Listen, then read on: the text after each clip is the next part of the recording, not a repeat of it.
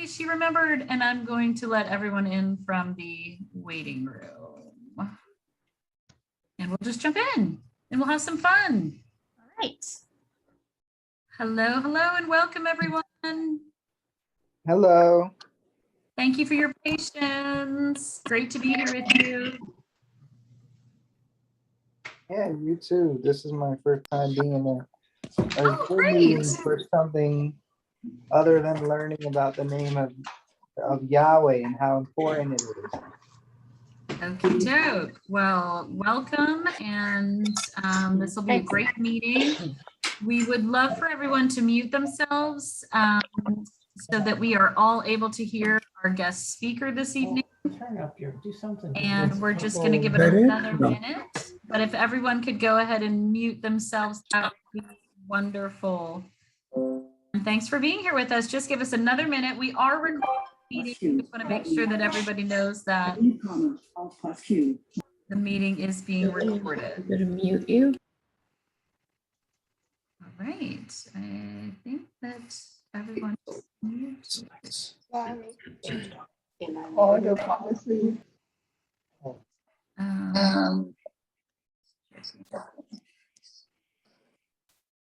Okay, guys. Oh, got a few more people coming on. We're just going to mute so that background noise limited, and that way we can hear our guest speaker. So I am going to dive in and welcome everyone. We have a few more people joining us from the waiting room.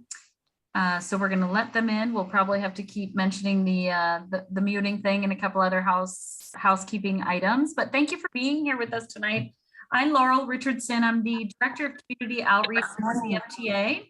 And happy Awareness Month Eve. So for those of you who do not know, September is CMT Awareness Month. So we're happy to be here with you on Awareness Month Eve. We have a wonderful guest speaker, and we'll introduce in just a minute, but I wanted to introduce myself and let you know that I am a fellow CMTer. I have CMT 1A, it runs in my family, and I've been on the staff of the CMTA now for almost 3.5 years, and help lead the education efforts, patient family conferences, the national branch system, camp footprint programs, all those really, really fun things at the CMTA. So great to be here with you tonight. My co-host this evening was supposed to be Elizabeth Ouellette, and she got tied up with Cycle for CMT in Vermont, which was an incredibly successful event raising money for CMTA STAR research. So the wonderful Kenny Raymond has agreed to be my co-host this evening. So I'm going to turn it over to Kenny for an introduction, and then we'll pass it off to Kate. So thanks for being here with us. And if you could just remember to keep yourselves muted, that would be wonderful for the presentation. Kenny? Yeah, I'm advisory board member Kenneth Raymond. I too am a CMTer with 1A. I was diagnosed in 2002. Much like everybody else, I have one of those amazing road trips to diagnosis where I had everything under the sun before they finally figured it out. And I have a new ebook, which is now available on the CMTA website. It's posted in the Facebook group regarding CMT genetics. So go and grab your free download with that. And I'll turn it over to Kate. Okay, I'm Kate Lair, and today's topic is about disability and disability applications and what makes a good disability application. I'm going to give you just a brief background about myself. Then we'll talk about the types of disability insurance that are out there, at least in the US. We'll take a deeper dive into Social Security disability, just because that seems to be the thing that most people have questions about. We'll touch on a little bit about the healthcare, Medicare, Medicaid type things, but I will admit upfront I'm not an expert in those things other than sort of my own experiences and uses of them. Then I will talk about what goes into an approvable claim.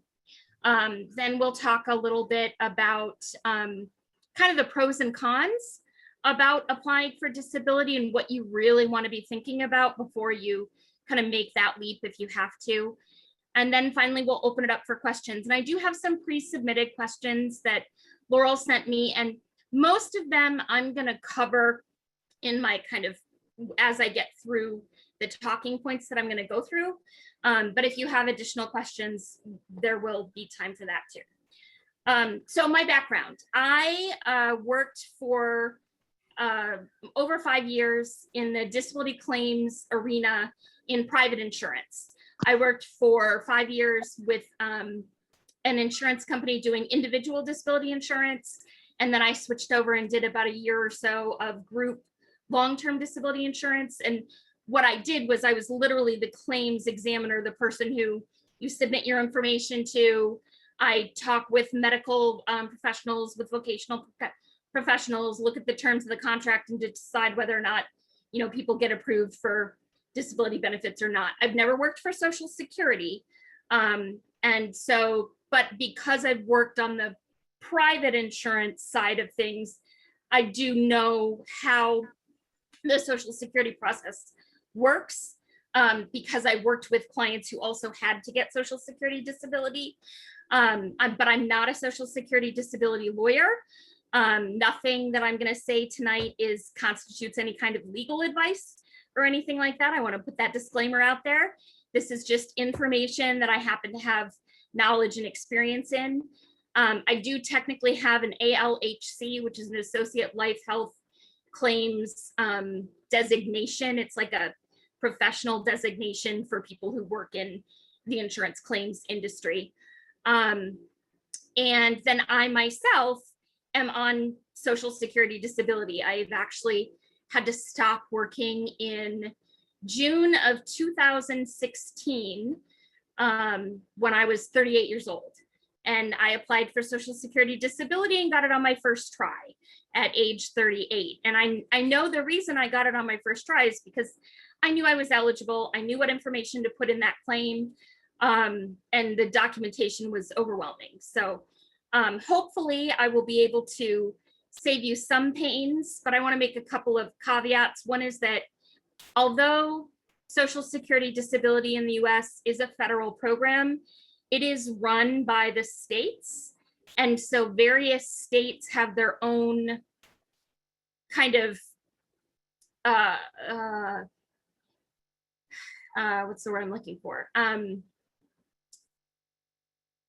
Reputation for whether or not it's easy to get through or not. But the bottom line is that we will talk about what goes into an approvable claim. And ultimately, if you have these things, then it shouldn't be a problem to get approved. And then I myself have CMT. I'm a type 1A. I actually was diagnosed in infancy. So I've known my whole life that I had it, and thought I would work a whole lot longer than I did. It certainly knocked the socks off of me that I had to quit working as soon as I did, but I really didn't have a choice. So that's a little bit about me. Moving on to types of disability insurance. So you have your private disability insurance, and then you have Social Security. So private disability insurance comes in the form of individual disability insurance, and that's literally like an insurance salesman sells you a policy. Typically, this is people like lawyers and doctors, small business people who have, their own businesses, and so they can't get employer-funded insurance, so they have to get an individual policy that they pay the premiums on. It's usually fully underwritten, which means that you have to fill out health information. What that means is that most people, if you've already been diagnosed as CMT, no individual disability insurance company on the planet will underwrite you. You're just way too big of a risk. I know it's awkward that, people who need it the most are the least eligible to qualify for the insurance, but that's the way the insurance companies work. They want to make money. So they're not going to sell you a policy. But if you, didn't get diagnosed until later in life because you were one of those people where symptoms didn't show up right away and you had a policy from way back when, then absolutely, if you become unable to work because of that, you're going to be able to collect on that individual disability policy. The other kind of private insurance we have is usually group benefits or employer-sponsored short-term and long-term disability plans. And this is if you work for a big enough company, most everybody offers short-term and long-term disability as one of the benefits. It's like a 401k, just kind of a standard thing that most companies offer. And usually you do have to elect at the time that you get hired that says, yes, I want to be covered under the company's short and long-term disability policies. I can't imagine why anybody ever turns this down, because most of the time it's like $1 a paycheck or sometimes $5 a paycheck in order to get coverage under this kind of policy. There's no underwriting. It doesn't matter what your medical conditions are. Typically, as long as you've worked for the company for, depending on how the policies are written, 1 to 2 years, you're going to be covered. So one of the things that I always talk about, like I have a teenage daughter who's getting ready to go to college and will someday enter the workforce. And we've talked extensively about when you're thinking about where to start working, one of the things that you want to be cognizant of is, do they have short and long-term disability policies that you can get a part of as part of an employer-sponsored benefit? Only because she also has CMT, and who knows what might happen. Lots of people with CMT work to full retirement age. Absolutely no question about that. My dad certainly did. I have 3 older sisters, all of whom have CMT. 2 of them are still working, 1 isn't. So, you know, who knows? We never know with the progression, and everybody's got a different level of impairment. But if you have CMT, there's certainly a higher likelihood that you may in fact need disability insurance at some point. I'm sorry, hold on one second. That's my husband's work phone. I'm just gonna go ahead and turn that off. And so I always talk about, when you're applying for jobs, you want to make sure if they have a short or long-term disability policy in it, because that will make a difference. And I'll explain that when we get to the Social Security disability in the nitty-gritty there. And then you have, of course, Social Security disability insurance. That's what SSDI stands for, Social Security disability insurance. And then there's also supplemental security income. Those are the 2 disability programs that are run by the federal government. And then there's a handful of states that offer state disability policies too. I know California is one and New York is another. And I don't really know enough about their specific processes to be able to give you lots of good information, other than to say that I know that at least those two states, they exist. They're kind of rare on this state level. So with group long-term and short-term disability, usually, you know, your short-term disability policy is in there for, in case people get pneumonia and they're out of work for, you know, a month or 2, or they break a leg and they can't go to work for 8 weeks or something like that, or you have a knee replacement and you're out for 12 weeks. Your short-term disability policy is going to cover that. Let's say you get into a minor car accident and you're out for a month or 2. Your short-term disability policy at work is going to kick in for that short amount of time. And then generally speaking, companies have a short-term disability policy that turns into a long-term disability policy whenever the short-term policy ends. So let's say lots of companies have a 6-month STD policy.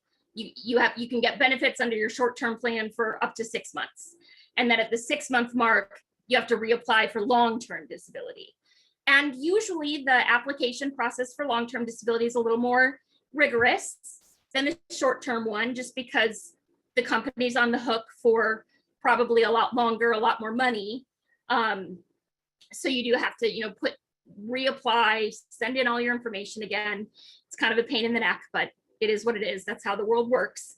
And the long-term disability policies almost always go from whatever the short-term disability policy end period is up to retirement age. Almost all of them these days are written to normal retirement age, so that it's not necessarily age 65, it's whatever Social Security says is your normal retirement age based on your birth date. So in my age group, my normal retirement age is 67. For someone like my dad, normal retirement age was 65. For someone like my daughter, normal retirement age might be 69. Who knows by then? So the policies are written to basically cover you until retirement.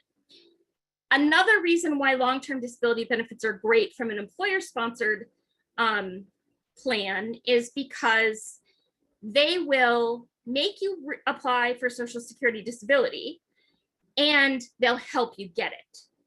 So if you have long-term disability benefits through your employer and you find yourself wanting to go out on disability, you're going to want to work with your LTD policy company because they will give you resources to get Social Security disability. And the reason is because you're not allowed to double dip. If you have long-term disability and you get approved for Social Security, you will probably get benefits from both places, but the total amount of your benefit is still going to be capped at a certain level. Here's what I mean by that. Let's say your pre-disability income is $60,000 a year. That's what you make working full-time. Almost every long-term disability policy out there is a 60% of your pre-disability income benefit. That's the maximum benefit that they'll pay you is 60% of what you made. So 60% of $5,000 a month is $3,000. So your maximum benefit for your long-term disability policy would be about $3,000 a month. Let's say you get approved for a Social Security disability. Your Social Security disability might only be $1,500 a month. What will happen is your long-term disability policy will pay you $1,500, and then Social Security disability will pay you $1,500, and it'll equal the $3,000 that the long-term disability policy guarantees that you'll get until normal retirement age. Does that make sense to everybody? Everybody with me? Okay. That's an important piece. So I always encourage people to be thinking about it. If you have kids who are entering the workforce, really a lot of people don't think about short and long-term disability benefits as a real benefit to a job.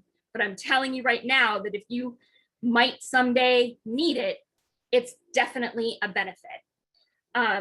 So then we're going to talk a little bit more about SSDI and SSI, because that's the thing I see the questions about the most. First, I want to be real clear about the difference between them, okay? Social Security disability insurance is meant to replace a worker's income in the event that they're unable to continue working due to some sort of medical illness or impairment. It is specifically designed to replace income you're currently earning. When you apply for disability, your eligibility for SSDI is dependent not only on whether you meet their definition of disability, but also, do you have enough work credits paid into the system in order to be eligible to draw money out? Have you worked recently enough in order to draw money out? And I'm going to give you a good example of this. Let's say I started working when I was 16. I had a part-time job after school, and I work all the way up until I'm 28, 29. And then my spouse and I decide it's time to start a family. We have some kids. I decide that between daycare costs and we just want somebody to be a stay-at-home parent, it makes the most sense for it to be me. I'm home for the next 10 years raising little children until they at least go off to school to the point where I feel like I could get a job again. But in those 10 years, my CMT unexpectedly progresses to the point where I don't think I can work full-time anymore. I'm now at a point where I'm not going to be able to find another job in my skill set and education and all of that and be able to sustain working full-time because my body just can't do it anymore. I'm not going to be eligible for SSDI because it's been too long since I last worked. And again, SSDI is meant to replace income you're currently earning. It is insurance. Everybody with me? It's not necessarily fair. It absolutely is not set up for people with stay-at-home parents and child rearing as work and all of those kinds of things, but that's the way it works.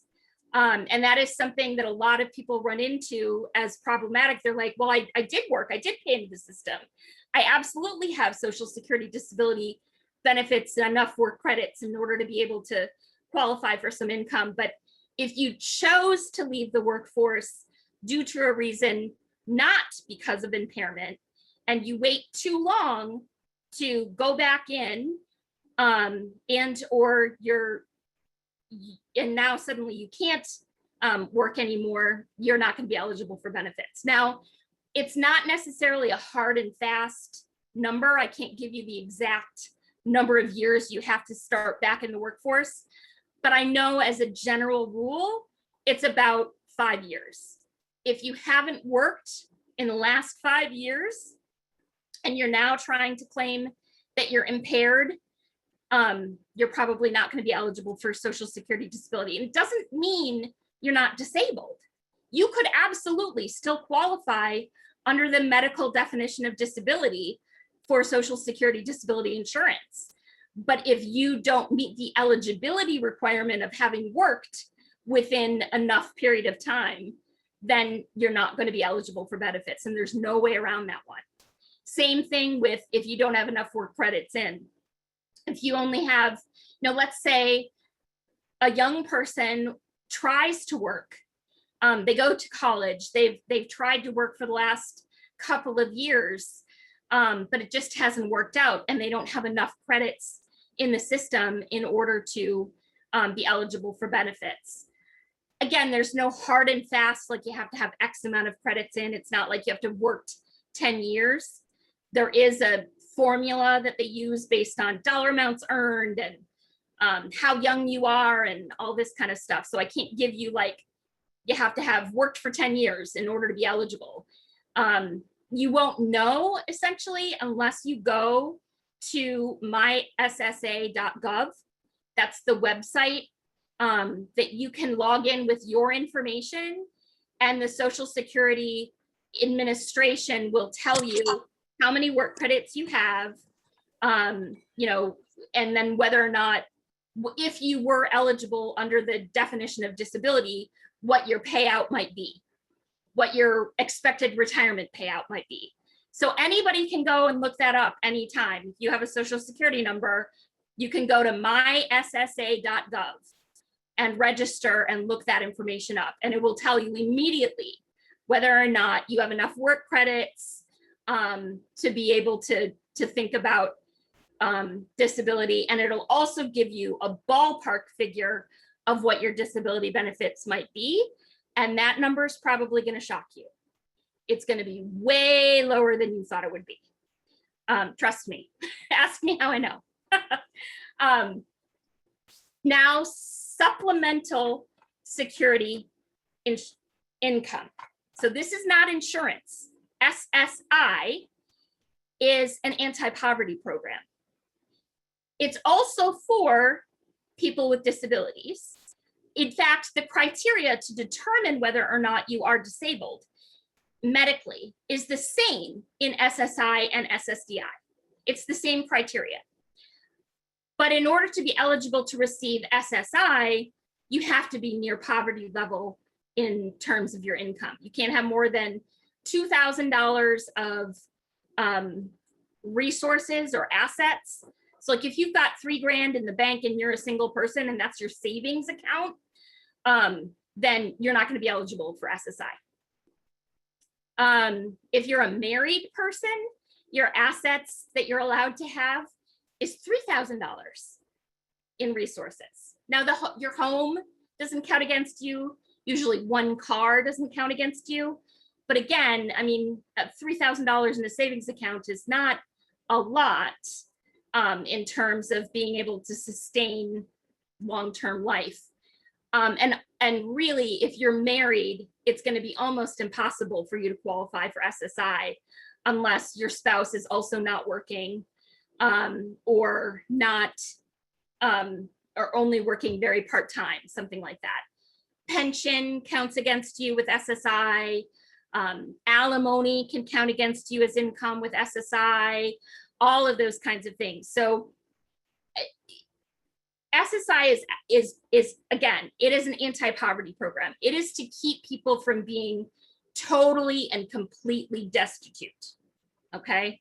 But it's not a lot of money. Even the benefits for SSI are even lower than benefits for SSDI. It's almost never enough to live on.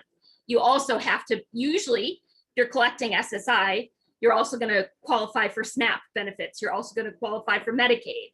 You're also going to qualify for Section 8 housing, because again, you're very, very poor if you qualify for SSI. Is everybody with me on the difference between those two? When you apply for SSDI, whether or not you've worked, how recently you've worked, that matters. But how much money your partner makes doesn't matter at all. I could win the lottery tomorrow. I could win $200 million in the Powerball, please.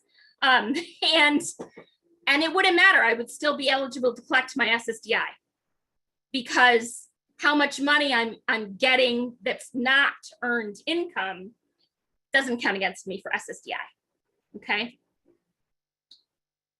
Now let's talk about the definition of disability under SSDI. It is a strict definition of disability, and it's a total disability definition. They don't really care if you're only partially disabled. They care that you are unable to work full-time. In fact, I'm actually going to read you, I wrote down what the SSA.gov website specifically tells you. It is, you can't do the work you did before because of your medical condition. You're unable to adjust to some other kind of work because of your medical condition. And the disability has to be expected to last at least 1 year or be terminal. It's not intended to cover you for a short period of time. It's not intended to cover you for partial disability. The way that SSDI works is there is a 6-month waiting period before you collect a dime in benefits. Let's say January 1st of 2021 is when you're the first day you're not working. You worked December 31st, 2020. January 1, 2021 is your first day off the job due to medical impairment. You are not going to be eligible for a single drop of money until June of 2021. That's where, again, short and long-term disability insurance from your employer is really going to come in handy, especially because if I forgot to mention this, but if you're on short and long-term disability insurance from your employer, many employers will continue to pay their half of your health premiums. They'll continue to pay your life insurance premiums if you have a term life insurance policy through them. So again, that sort of, I'm gonna constantly harp on, get a job with short and long-term disability benefits. You will never understand the importance of that until you don't have it. So again, you've got 6 months where you can't work, because in order to qualify for Social Security disability, you have to say that I can't work anymore, which means you can't be working. So you have no income coming in. So you either have to live off of your savings, or you have to live off of your short and long-term disability benefits from your employer, or cash in your 401k, or I don't know, go into debt. I mean, there's all kinds of terrible things that can happen.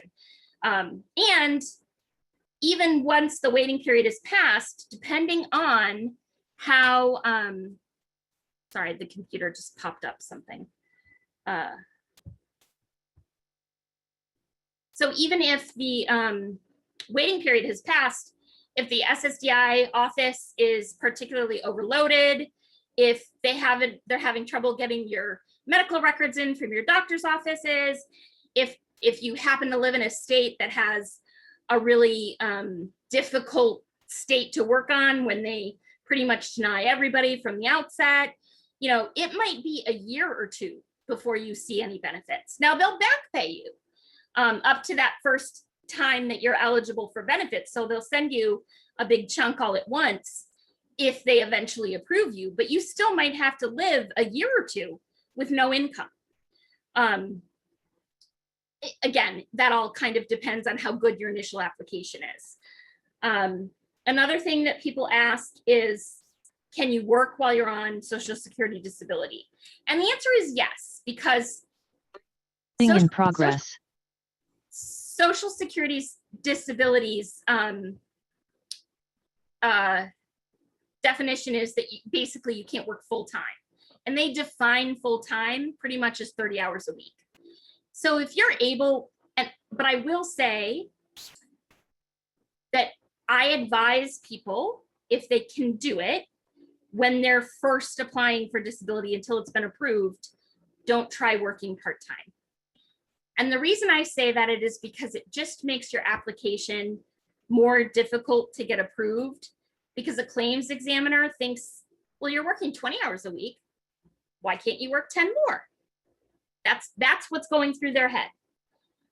So it just makes it more complicated, not impossible, but harder in order to get benefits. And there is an income cap. You're not able to earn more than, at least in 2021, $1,310 a month if you're on SSDI. I looked that up too. All right, let's talk about, okay, I'm ready to file a claim, now what?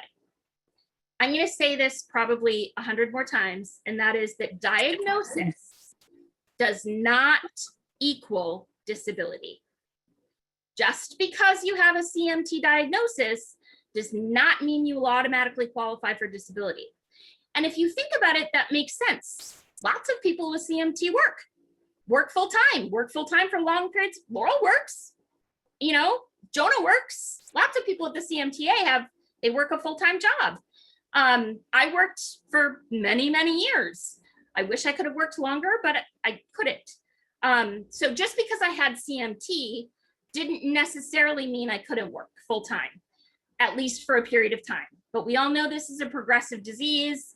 People get injuries that kind of slow them down. They have progressions, stuff happens, right? So there may indeed come a point in time where you can't hack it anymore. But again, you might have plenty of documentation that says you have CMT 1A. You might have the genetic documentation that says, I have this disease. Do not mistake having documentation of a diagnosis as being an automatic approval for disability. Why is that?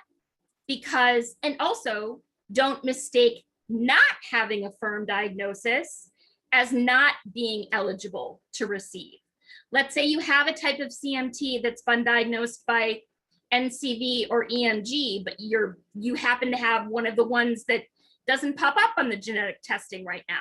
Lots of people have that experience. That doesn't mean you can't get benefits, because what matters is not the diagnosis.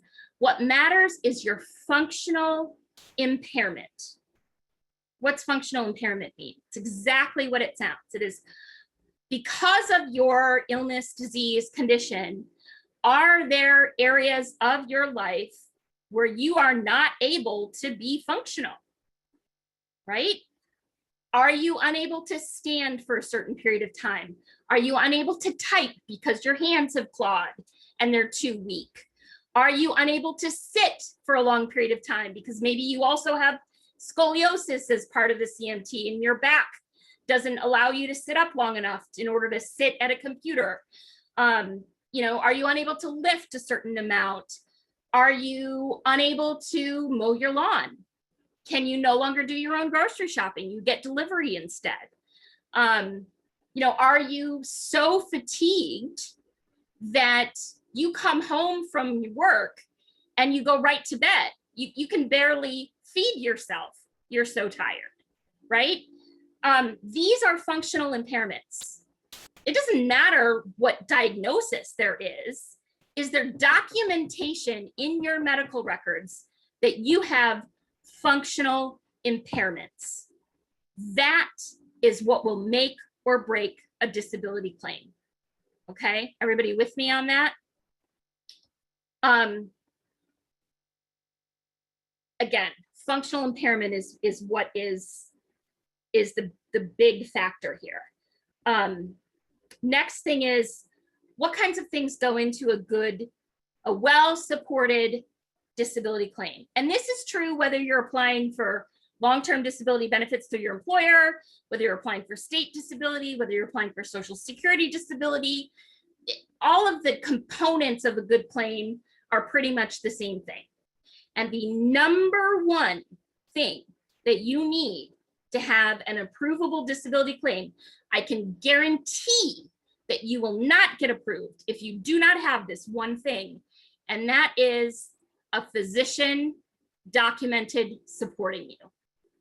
If you don't have a primary care, a neurologist, a physiatrist, a somebody in your corner who says, yes, I believe that this person has functional impairments that rise to the level of being unable to work full time, that is what will make or break a claim. Nothing else matters if you don't have a doctor's support. And there are people who may not have great documentation because, gosh, it costs a lot of money to go to the doctor these days. I don't know if you guys noticed that or not, but it's not exactly free to show up to a neurology clinic and you know, pay $300 twice a month to see the specialist and all of that kind of stuff if you have a high deductible insurance plan. So you might have had a couple of years where you didn't really have a lot of contact with your doctor because, well, you were doing okay, so why go see the doctor? I get that, I really, really do. But if they don't know you, they can't support you, right? Now, it's possible that you can go in and see a perfectly brand new doctor and they can take one look at you and say, yeah, you're impaired.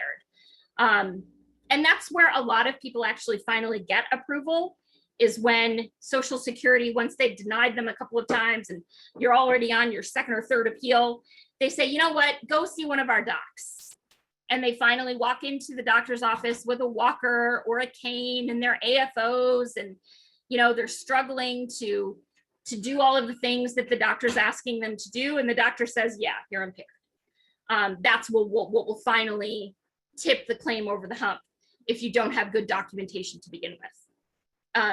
So I see a lot on the message board, because I am one of the moderators of the message board as well. People often say, like, there's no point in continuing to go see a neurologist once you've got your diagnosis. And I couldn't disagree with you more. It does depend on what kind of neurologist you're going to see. But like, I see one of the people at one of the CMTA special clinics, and I go twice a year. And I've been doing that since I was 22. And so by the time I finally applied for disability, I had a decade-long record of documented progression of my illness. It was very easy for my doctor to support my claim because he could see what I could do at 38 versus what I could do at 22. You know what I'm saying? And I had the documentation to back it up. Now, I'm not saying you need to go twice a year, but check in once a year so that you always have that documentation in your corner and you at least have a relationship with the doc. It's not a bad idea. That's all I'm saying. What else matters? So obviously medical records help. And I will admit that one of the things that I did for my own claim is Social Security will make you sign HIPAA forms that says, we'll go ahead and request your medical records from all your doctors. But depending on how big or busy your doctor's offices are, they don't always respond as quickly as you might want them to in terms of getting records to the Social Security Administration or any insurance company. I requested all my records on my own from all my providers and sent them with my application. It streamlined the process. It's a lot of work. It's a lot of work, and it might cost you money. Some of those, like at UConn, for example, I used to see, my neurologist used to be associated with UConn way back in the day. So I had certain records at the UConn health facility. They charge like, I don't know, 10 cents a page for records. So I might have to pay $20 or $30 to get those records. You don't have to do that. But again, I do feel like it helped make my claim smoother and faster because I literally tied everything up in a bow and handed it to the Social Security Administration and says, here's everything you need to decide whether or not I'm eligible under your criteria. They're also going to ask for extensive occupational history. You do, and it's helpful if you throw a resume in there, so that you can categorize all the different places that you've worked. If you've got a resume, put it in there, more information is usually better. Most claims examiners will not say, oh, just send me the bare minimum. No. We want as much information as you're willing to give us, because when we have more information, we have a bigger picture and it's much easier to make a decision. So you're going to send in all of that documentation. One of the things that happened for me after I submitted all of my information was the Social Security Administration pretty routinely sends back this 15-page packet of what is essentially a functional impairment survey. Things like, do you do your own grocery shopping? How frequently do you go to the grocery store? Do you drive? Do you take care of any dependents? Do you walk the dog? Do you mow the lawn? Do you rake the leaves? Do you, how much sleep do you get? I can't even remember all of the things on it, but it's literally about, are you able to shower by yourself? Do you use any mobility aids in the shower? I have a tub shower bench thing in order to be able to shower safely so I don't slip and kill myself in the shower. All of that information, they asked for that. Well, I don't know about you guys, but my hands cramp up pretty quickly if I'm writing things by hand. It's a royal pain in the neck to write 15 pages of detailed documentation. You know what I did? I picked up the phone and I called the examiner for Social Security Disability and I said, it hurts my hands to do this. Can you take this information over the phone? And she said, sure. So I spent an hour or two on the phone with her. I developed a rapport with her. I was open and completely honest. Here's another thing that is important. You don't need to embellish your impairments in order to be approved, but you do need to be real about them. I am as stubborn as they come. And I worked like 6 months longer than my doctor wanted me to work because I was like, no, I'm going to make it until my daughter graduates high school. Gosh darn it. I didn't make it. But I tried really, really hard. And I have a tendency to, when somebody asks the question, can you stand for 30 minutes, for example? Well, sure, I could. I mean, I probably wouldn't keel over as long as I had a wall to lean on, right? That's where my brain goes. Like, well, because I always think of the things that I can do, because for my own mental health, that's what keeps me positive and going on. But when you're filling out those claim forms, you don't want to be thinking about, well, if I really pushed myself or on my best day, I could do X, Y, or Z. You fill out those forms thinking about your worst day, okay? And you're not lying, you're not embellishing, you're not you're not saying anything that's not true. And it's really, really hard for people who've spent their whole lives fighting to kind of prove that they could be just like everybody else and that they could continue to participate. And I was that person. I am that person. It is not easy to admit the things you're not able to do anymore. And it is a big mental health hurdle to say, I can't work anymore. So you're already fighting yourself. But when you are going to kill yourself, if you fill out those forms and don't admit to yourself what you really can and can't do. Everybody with me on that? Got it? Okay, I want to go back to Social Security again, one quick, because I wanted to touch on Medicare and Medicaid. So Medicare is the insurance for people 65 and over and the disabled. However, and here's the big however, Medicare eligibility does not kick in until you've been approved for disability for 2 years. So let's say you apply for disability January 1st, 2021. That's the first day you can't work, right? First year is December 31st, 2021. No Medicare, even though you started getting paid benefits in June, right? Let's pretend your claim got approved. Okay, second year, January 1, 2022.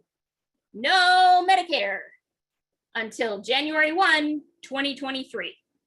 That's your first eligibility for insurance under Ssdi.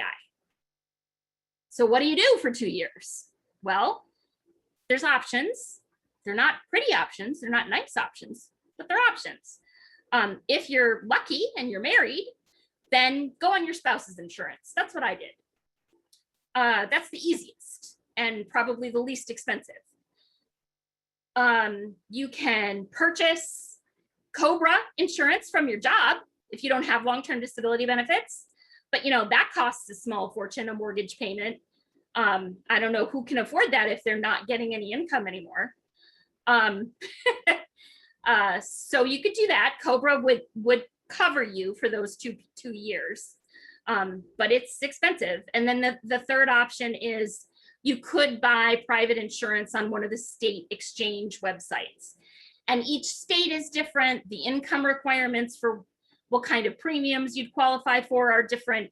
So I can't give you any specifications on that. You would literally have to go to your whatever state you live in, that state's insurance exchange website, and go from there in order to purchase a policy. Again, you're going to pay through the nose for premiums for kind of crappy coverage, because that's the way insurance coverage is in our country. It's really based on employer-sponsored health plans. Again, this is where if you have LTD benefits through your employer, this can be your saving grace. At my previous employer, now bear in mind I worked for an insurance company, so the benefits at insurance companies tend to be, well, better insurance.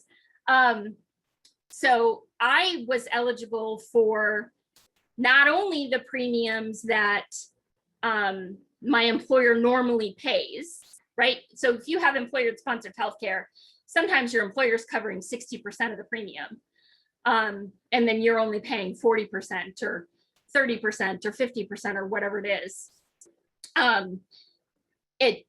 Because once I was approved for LTD, they also covered the employee portion of my health insurance had I needed it. So I was lucky because I was married, so I could just be on my spouse's insurance because that was the least expensive for us. Or I could have stayed on the insurance at my own employer because of LTD benefits. But if you don't have LTD benefits through your employer, then it can be tricky. So Medicare, yes, you have to wait those 2 years. There's no way around it. Now, again, Medicaid is the medical insurance program for people who are poor. Every state has its own definition of the income thresholds for Medicaid. Some states are more generous than others. It all depends on where you live. So that may also be an option if you don't have an income coming in from, because you're still waiting on your SSDI approval or whatever, Medicaid may or may not be available to you. But that is a big thing to consider when you're thinking about whether or not it's worth it to apply for disability. And that's the last thing I want to talk about real quick before I open it up to questions. And that is, it's always a tough decision to make, especially for people with CMT who have a progressive disease. And if you've already worked for 20 or 30 years, you might be thinking to yourself, maybe I can just stick it out until retirement age. It's a really, really hard decision. I know for me, I really did not want to quit working until at least my kid had made it through high school, just because I was thinking about saving for college and all of those kinds of good things. And I have respiratory issues as a result of my CMT. I'm one of those lucky few. And my pulmonologist is looking at my numbers and the changes that had occurred in the 9 months she'd started seeing me since I got diagnosed with the respiratory issues. And she just finally looked at me and she said, Kate, I really wish you would stop working. And I shook my head at that appointment. That was in March. And I said, no, I have to keep going. And I would come home so exhausted. I was literally working, and I would skip dinner because I was too tired to eat. I was not able to help my kid with her homework. I wasn't able to do a lick of house chores during the week. Forget about it. I was a blob on the couch for an hour or two, barely present for my family. And then I'd go to sleep, get up and go to work. And then on the weekends, I'd spend the whole flipping weekend trying to recover enough to be able to get up and go to work on Monday. And a couple of months after that March doctor's appointment, I just said to myself, this is no way to live. I can't, I was having a hard time keeping up at work. I took a lot of pride in my job. I really liked my job. I was really good at my job. And I could hardly keep my eyes open some days because I was so tired. My body just could not function to 40 hours a week or more because I wasn't getting enough oxygen. I was living in a chronic state of hypoxia. It kind of makes sense I wouldn't be able to work full time. So it's a really hard decision, but there were cons to stopping work. I'm no longer contributing to any retirement. I stopped work at 38. I don't get to contribute a dime to retirement from now until I retire because you can only contribute to a 401k or an IRA if you're working. So I can't build up my retirement savings at all. So that's going to have an impact on my husband and I down the line. Once he's retired, we're going to have less money to live on. I wasn't able to get as much into that college savings account as I wanted to for my kid. There's all kinds of financial ramifications to be thought about. And I did have to think about like, well, what if I don't get approved for LTD, or what if I don't get approved for, somebody's asking, why can't we contribute to a Roth IRA? The Irs Regulations, in order to contribute to a retirement fund, you have to have earned income. That's an IRS rule. And I only know that because before I was a disability claim examiner, I worked in annuities in the financial industry. So I know those rules pretty well. Like you're not allowed to contribute to retirement income if you don't have earned income. So I lost my place. Oh, and then the last thing, there's definitely financial ramifications. You have to be thinking about, if I don't have LTD insurance, could I go 2 years without income? How am I going to deal with finding healthcare? You might want to look up in your state how much money individual policies for health insurance cost on the exchange before you think about, what you might want to do. There's certainly financial ramifications. And then there is a massive mental health issue too. With the company I worked for, it's cheesy, but it's true. We had a slogan that says work is healthy. And, think about when you go somewhere and you meet new people, they say, hi, I'm Kate. Hi, I'm John. Oh, what do you do? It's literally the first thing people ask. How do we get our identity? How do we get our self-esteem? It's often through work, for better or for worse. That's the culture we live in. And it was really, really hard, even though I had spent umpteen years talking on the phone with claimants going, I know you really want to keep working. I know that this is really hard, but you got to take care of yourself. And, you can't be there for your family if you're not taking care of yourself. And this doesn't mean that you're not still a good person and can't be productive and contribute to society. I'd spent years telling that to claimants, and I believed it. I 100% believed every word I was saying. And yet it took me, it's 6 years. I still have to have that daily conversation with myself sometimes. It is really hard for me to feel like I'm not contributing financially to the family. Even though I am technically, because I do have benefits, but still, it's not the same as if I was working, I feel like I'm not, on the days where I am so exhausted, I pretty much can't do anything. I think I sometimes have to talk myself out of that negative self-talk of you're lazy. It's not laziness. My body is just tired today and I can't do it. And that's okay. So it's a difficult adjustment for a lot of people. And you want to be thinking about, am I ready for that kind of adjustment? Okay. I think that's my whole spiel. Hopefully I answered everybody's questions. That was fantastic information, Kate. I know it was incredibly helpful for me. I feel like this is my area where I have so much to learn as a person with CMT and also involved in the education aspect of the CMTA. So just phenomenal information being shared.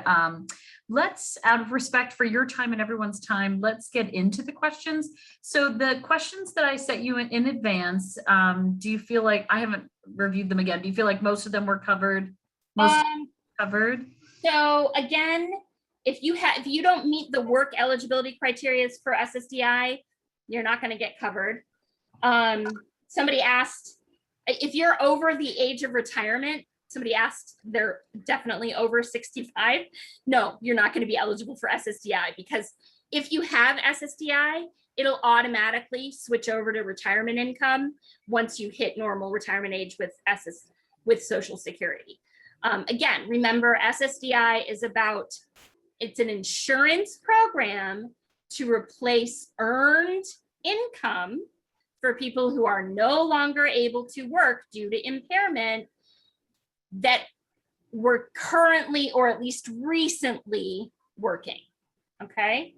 That was most of it. The question about Medicare is a big one.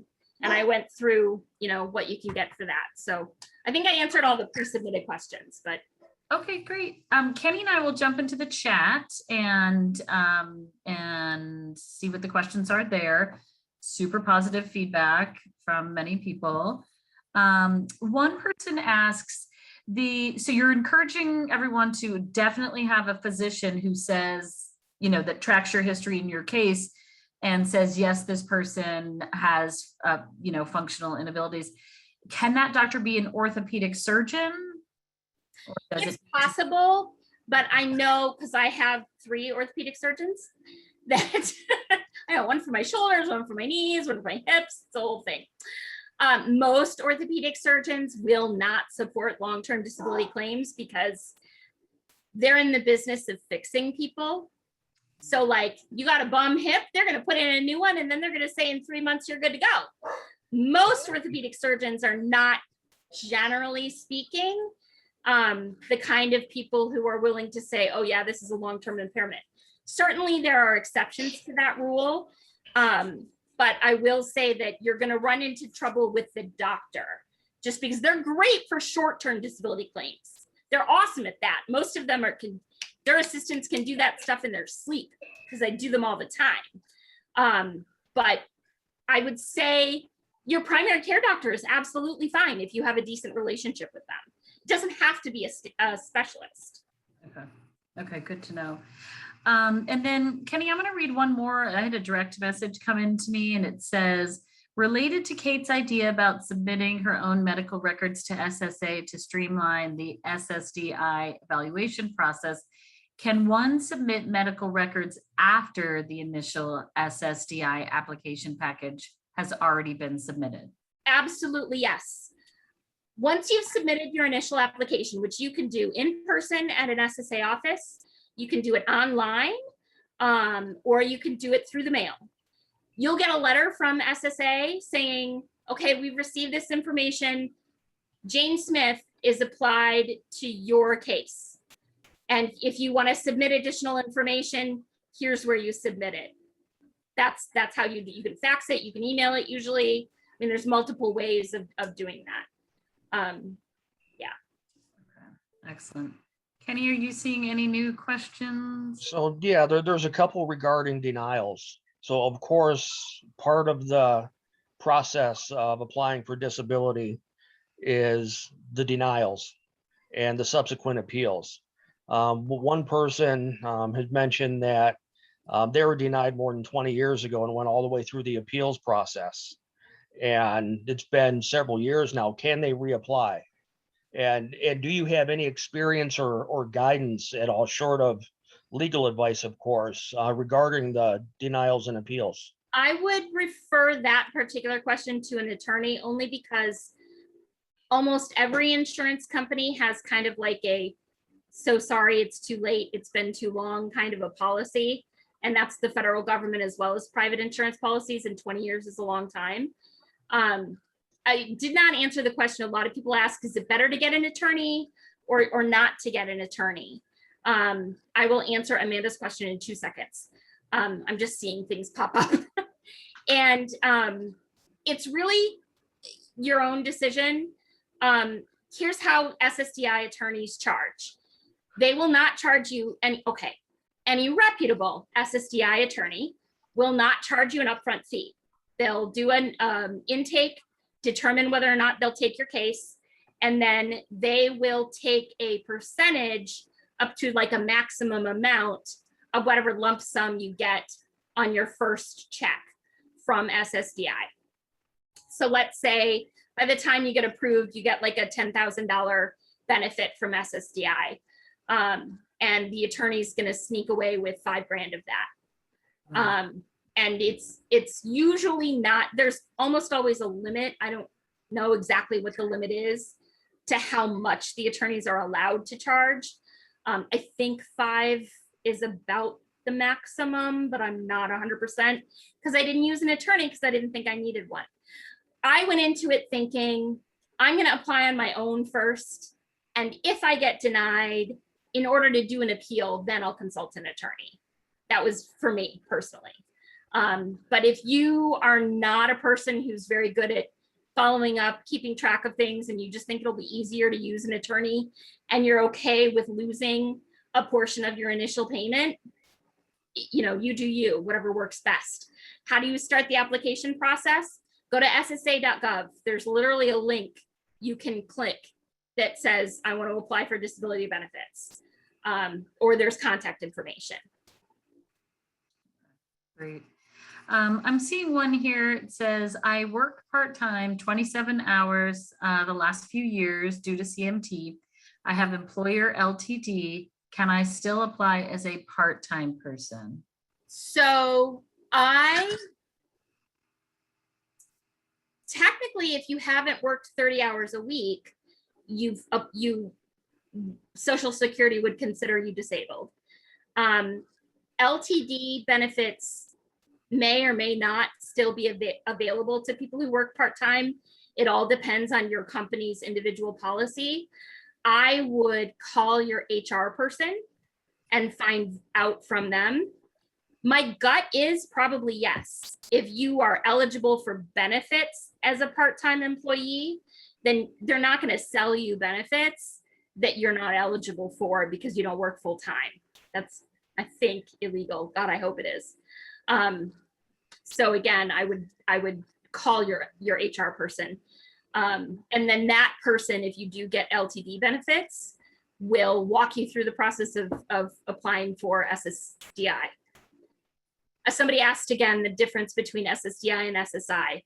Social Security Disability Insurance is the one that is insurance to replace your income after, when you're no longer able to work. Supplemental Security Income is for people with disabilities, but it is an anti-poverty program. It's literally to get you enough food that you might be able to meet your basic needs. It's not about, it's totally income dependent in addition to meeting the medical criteria. And then I'm seeing one from someone who says, if I'm 62 now and still have a business, but I'm paying myself very infrequently, at best 12,000 a year, but I'm still as active in operations as a 41-year-old in his business, my best plan might be to wait until I'm 65 and just collect Social Security. Do you agree? I do, because even though you may not be making full-time wages, because you're probably paying yourself less than the federal minimum wage, because you own a business and that's what happens. If you're contributing to the business in terms of full-time hours, you're not disabled. You know what I'm saying? Yeah. That's great. Any other questions? Yeah, one it just moved on me. Hang on one second. Someone said, will my using employer LTD cause my employer's policies to increase? No.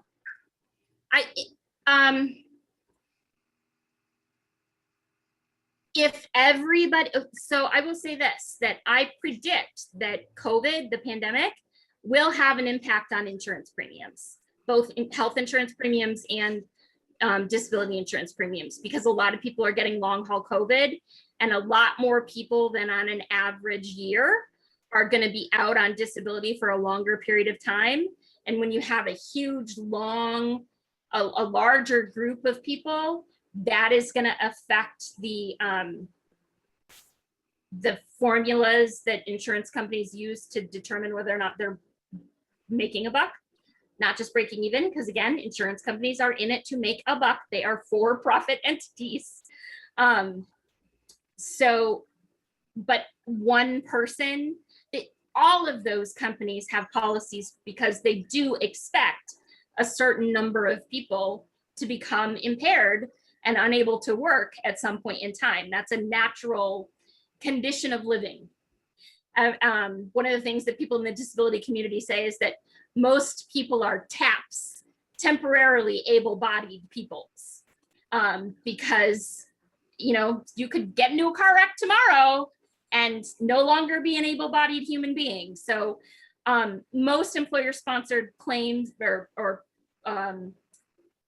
they have such a large group paying into the premium that one person going out on disability isn't going to affect the premiums. You know what I'm saying? It's all about a numbers game. That makes sense. Okay, Kate, are you up for one more? Sure.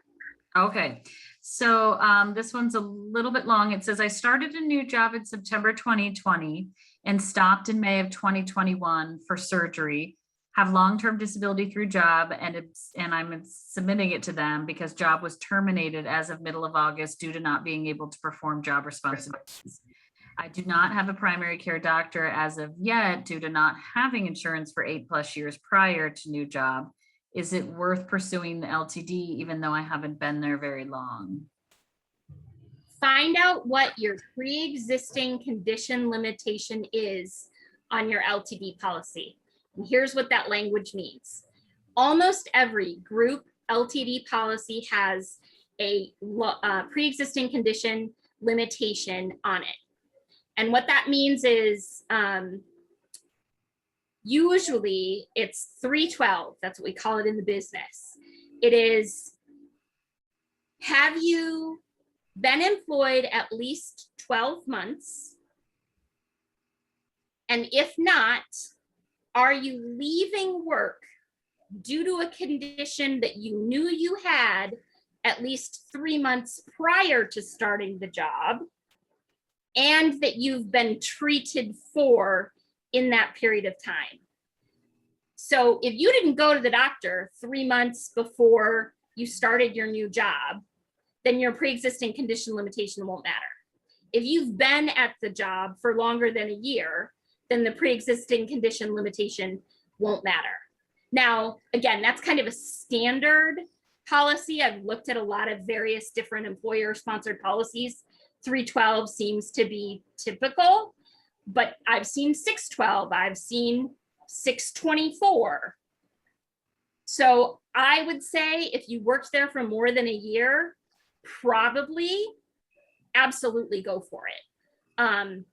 But I would call, and you're going to call the company that's handling your LTD claim, and you're going to specifically ask, what is the pre-existing condition limitation on this policy?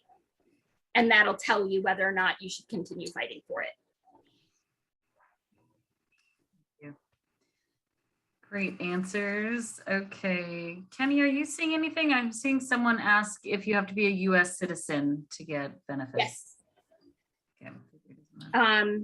Well, actually, you have to have a social security number. So you can be a resident alien if you have social security number and you're paying into social security, I think.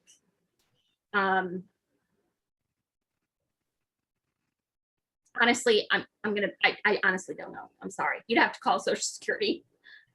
No, it's a great question. Do you have to provide an update every 2 years once approved? It depends on who's asking. Social Security disability absolutely will periodically ask for an update. It might be 3 years, it might be 5 years, it might be 7 years. It's annoying, but they got to do it.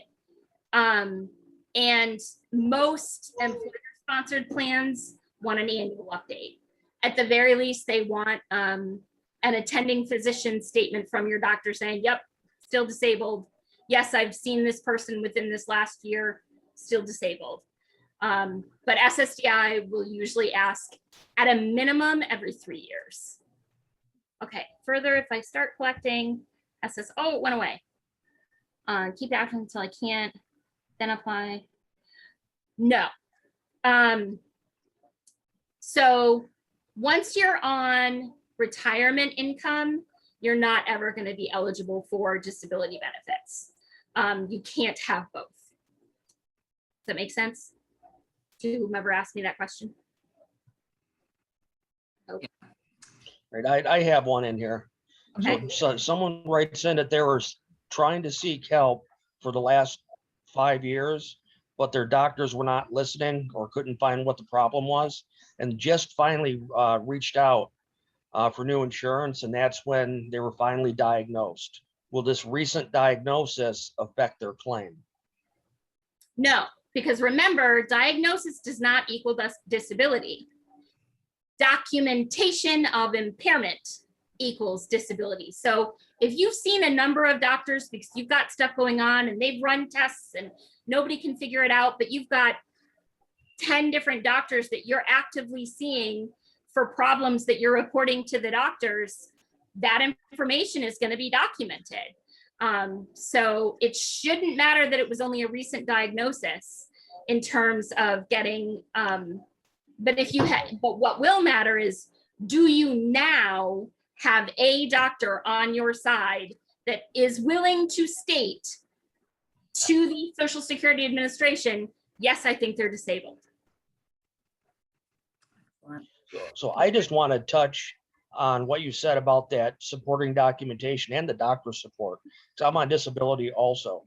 And my first attempt at it, I had a big head and I knew I could beat the system, and I was wrong. So I grabbed an attorney, and the attorney looked at everything and told me my documentation sucked. It was not existing. to reach out to every doctor I have ever seen in the last 10 years and get all the records, and then get a doctor to write a letter saying that I was disabled. Yep. And coincidentally, I'm not trying to drop names, but I was a patient of Dr. Shy's who wrote me the letter. Yep. And that's why I say go to one of those CMT clinics if you can, Yep. because Dr. Shy, my doctor, Dr. Whitaker at the Hospital for Special Care in New Britain, Connecticut, it's not the first letter they've written. It's not the first disability claim they've submitted, they've supported. They have a social worker as part of their clinic practice who helps drive all that paperwork through.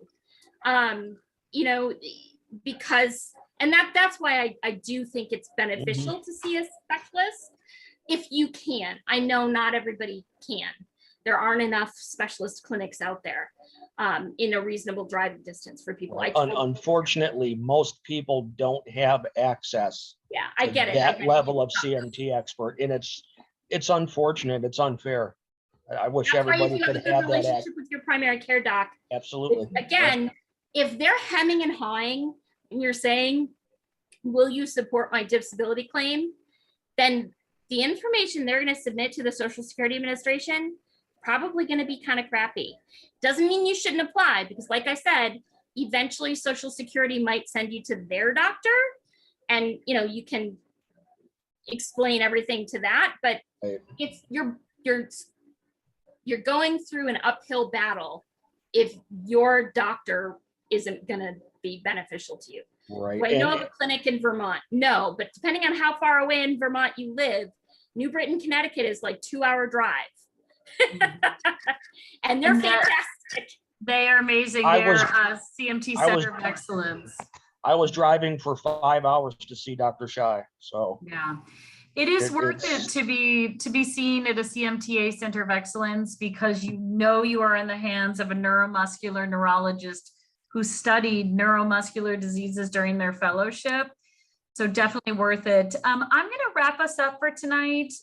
Everyone should have my email address, because I sent you the reminder link yesterday, and it also shows up in your email confirmation. So if you have another question that you think of, or question unrelated to disability, but some resources you're looking for, please reach out to me, because I would love to help. And I want to thank Kate Lair for sharing her time and talents with us tonight. It was absolutely amazing, just phenomenal information. Kenny, thanks for co-hosting with me. And our next monthly education Zoom is on September 23rd, I believe. It's going to be with Allard Racing Company. So stay tuned for that registration. But thank you again, Kate. And thanks everyone for joining us. Have a good night. Thanks. Bye. Bye, guys. Flash, email me or email Laurel your question, and she'll send it to me, and then I'll send you an answer. Thank you so much for your help. Thanks, everyone. Take care. Bye-bye. Thanks for listening. Bye. Good night. Good job, Kate.